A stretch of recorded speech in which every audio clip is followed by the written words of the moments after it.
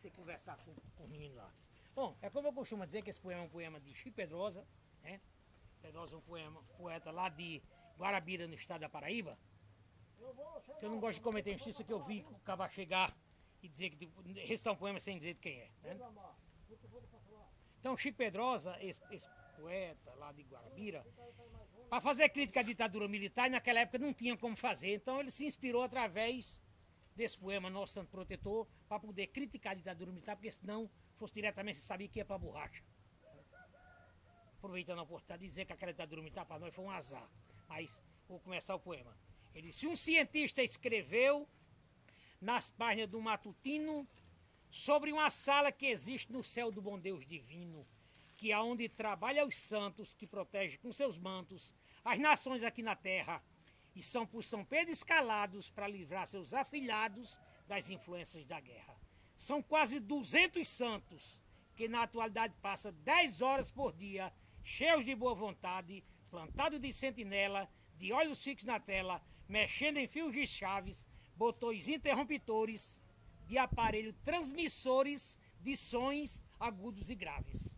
A distância até parece que estão se divertindo, mas na verdade estão fazendo um esforço infindo para proporcionar conforto e vida exemplar aos filhos das nações, pela qual são responsáveis pelos serviços prestáveis às futuras gerações. É como em repartição pública, um trabalha e o outro ganha. O santo da Dinamarca vive comendo na manha, assina o ponto e cochila. Já o senhor São Tequila, protetor da Nicarágua, não tem tempo para cuspir, para conversar, nem para ir no banheiro verter água. São Pedro escolhe o santo de acordo com o país. Quando a nação é pequena, rochosa, pobre, infeliz, escolhe um santo valente, trabalhador, competente, mão de ferro e talentoso. E quando pensa que a nação não precisa de proteção, bota um santo preguiçoso. Por exemplo, o Canadá, depois da emancipação, São Pedro escolheu um santo pequeno e sem projeção. Ainda hoje vive lá, porque para o Canadá, qualquer santo é protetor. Não precisa ser titã, como os santos do Irã, Iraque e El Salvador. E no dia que o Brasil se tornou independente, um guarda acordou São Pedro para ver nosso continente. São Pedro olhou lá de cima, viu as matas, a fauna, o clima, os lagos, a costa, a extensão, e disse: eita, terra boa, vou mandar um santo à toa proteger essa nação. Imediatamente ele nomeou seu afilhado São Brás, que há mais de 100 anos no céu estava encostado. Não conseguia trabalho, vivia de quebra-galho, respondendo pelos danos que causou quando criança a população da França pela Guerra dos 100 Anos. Porque no século passado, tomando conta da Espanha, um dia contra a vontade se viu em palcos da Aranha. Assinou numa audiência uns papéis desconhecidos e só nessa assinadinha vendeu a Flórida inteirinha para os Estados Unidos. Só depois de muito tempo declarou ter aprendido. Um dia disse a São Pedro que estava arrependido, pois queria trabalhar, mesmo queria provar que não era incompetente. Fez aquela choradeira do falso cego na feira quando quer roubar a gente. São Pedro está certo, mas não mexa nessa mesa, porque o país Brasil cresce só tenho certeza. Era o que São Brás queria. Passava as horas do dia conversando na bodega do pai de Santa Lucrécia com os santos da Suécia, Dinamarca e Noruega.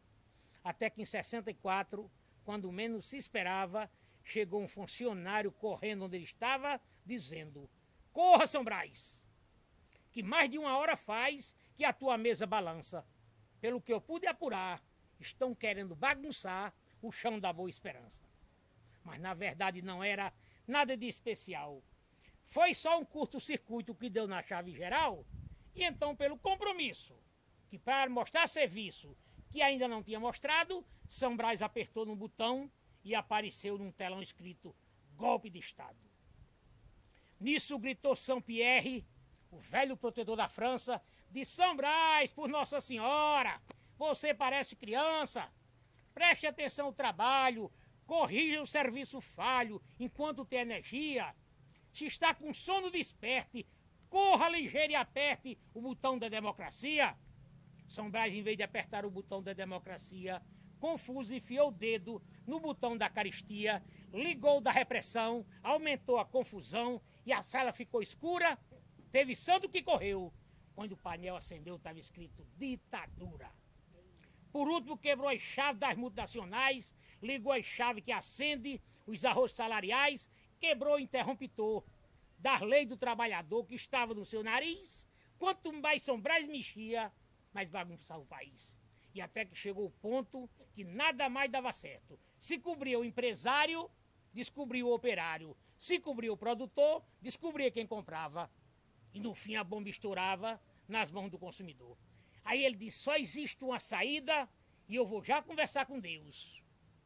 Deus, como bom brasileiro, dará jeito aos erros meus. Aí pegou o cajado, vestiu um terno engomado, saiu falando sozinho e quando chegou no trono, encontrou Deus de kimono comendo arroz e pauzinho. Só ele ficou sabendo que Deus era japonês. Se Deus fosse brasileiro, o Japão teria vez? Logo um país populoso, altamente pedregoso, nos confins orientais, no tamanho dos menores. Ser hoje um dos 3 maiores poderiam mundiais. Se Deus fosse brasileiro, será que ele permitiria? Uma inflação de 3 números, ruim nas economias, permitiria a nação andar de pire na mão, mendigando no estrangeiro? Deixaria o desemprego roubar a paz e o sossego da casa do brasileiro? Olhe, paremos com essa história de que Deus é brasileiro.